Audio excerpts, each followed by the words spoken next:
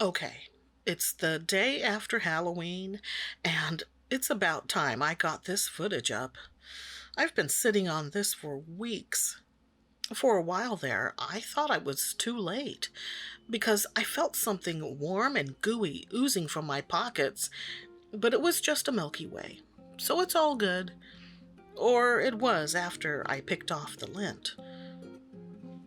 Thank goodness for choices. I mean, I love cold pressed paper as much as the next watercolorist, but I also enjoy other textures such as hot pressed and rough.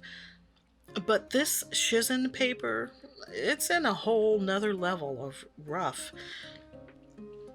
It's 140 pound, 100% cotton. Yeah, all good.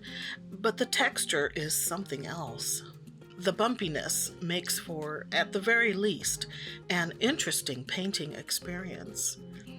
Yeah, it's not for every situation, but as one who appreciates variety, I come back to it now and again for select projects.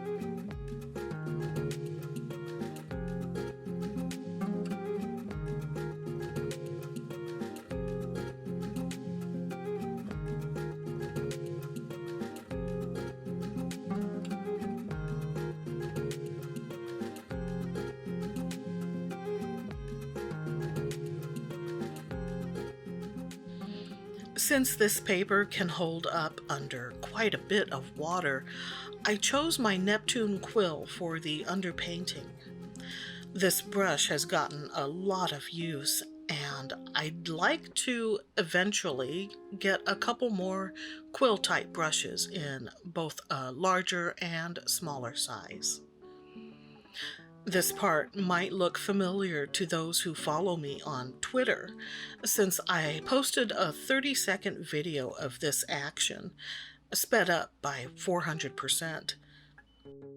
The watercolors used on this piece were Holbein's Crimson Lake, M. Graham's Azo Green, Da Vinci's Aubergine, Payne's Gray, and Sap Green, and several of Daniel Smith's duochromes, Hibiscus, Oceanic, and Autumn Mystery.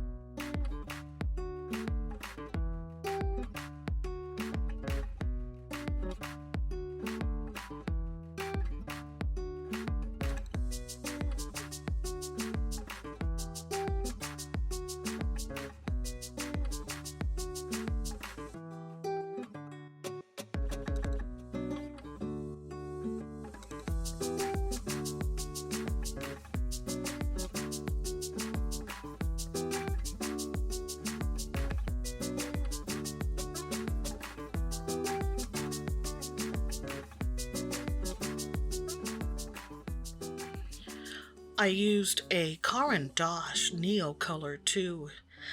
Although these things are sometimes referred to as crayons, don't think Crayola. These are described as water-soluble wax pastels.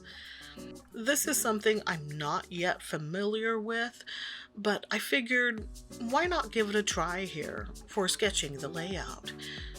It also comes into play later on after some more watercoloring. You know how you anticipate the peak time of the turning of the leaves for weeks, sometimes months even, thinking it'll be soon. Just wait. Any day now. And then, bam! One morning, the trees are bare and the yard is covered with crackly brown debris.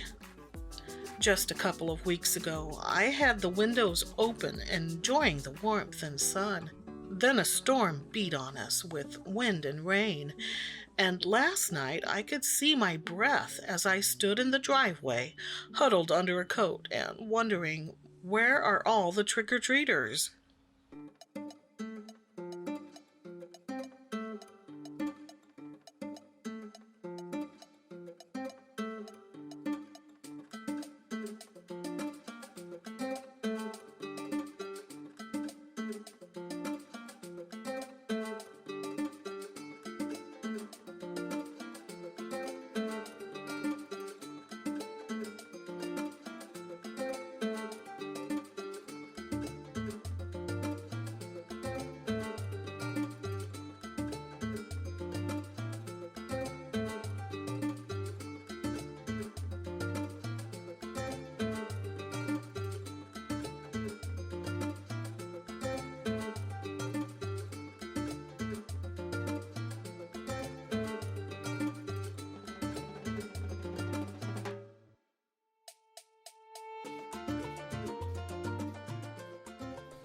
Yeah, Halloween is over, and my thoughts are all cranberry this and stuffing that.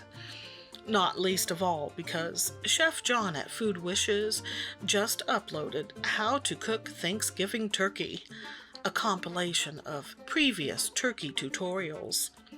Frankly, I don't get excited about turkey. It's not my favorite meat. I'd much rather have a beef pot roast. Possibly because I've rarely had it. Pot roast was not something my mom made, and I hadn't felt confident enough to try it myself. I used to think I was a decent cook, before producer Mike, that is. Yeah, we both agree that his cooking skills are more advanced than mine. But there is one area where he cedes to my superior ability, and that is the realm of bacon. Probably because I get it just right. Not too crispy and not too chewy. At least, I think that's why he calls me the Bacon Master. I mean, I'm pretty good at eating it too, so there is that.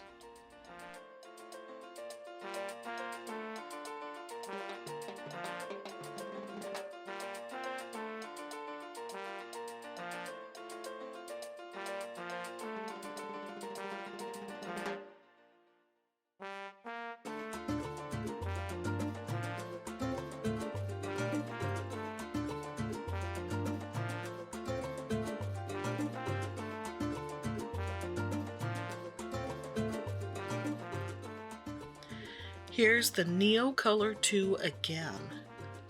Much of this project was experimental. For instance, I didn't really know what to expect from this medium. And I was surprised by the intensity of color once water was added, which would have been fine if I'd planned for it.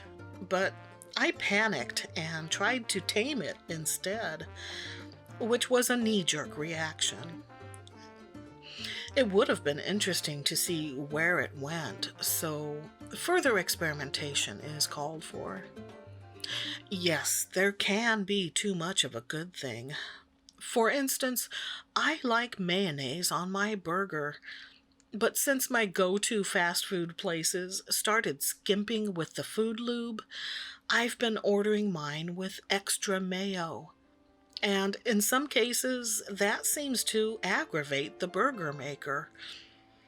I can only imagine the thought process. They want mayo, do they? Oh, I'll give them mayo, all right.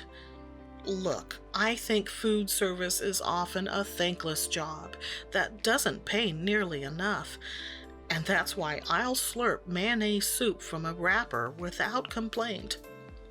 Uh, the point is, oh God. The point is, that was a lot of pigment, so apparently a little goes a long way.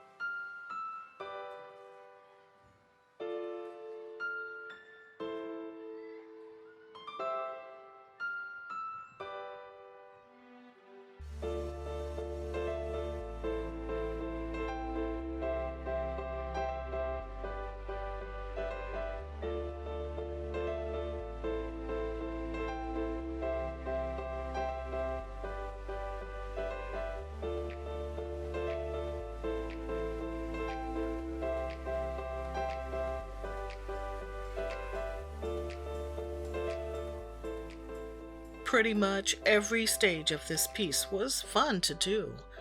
The mottled underpainting, the crayon, the watercoloring, the line work. Not the blow drying, though. That part was tedious. I expect it won't show well on screen, but the duochromes were delightfully shimmery in person. I'm particularly fond of the coppery autumn mystery.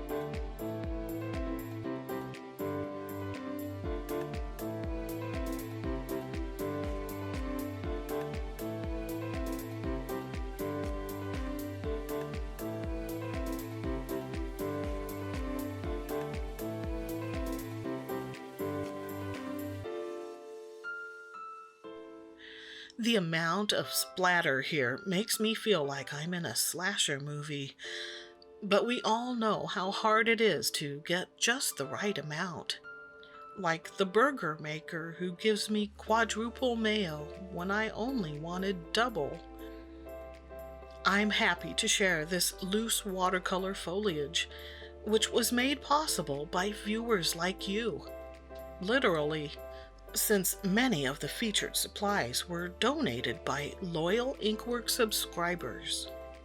Until next time, brush up on your art skills, but don't neglect your cooking and eating skills, especially with the big tea day coming up later this month, and maybe you'll earn the title of the Turkey Master, for one reason or another. And stay artsy, my friends.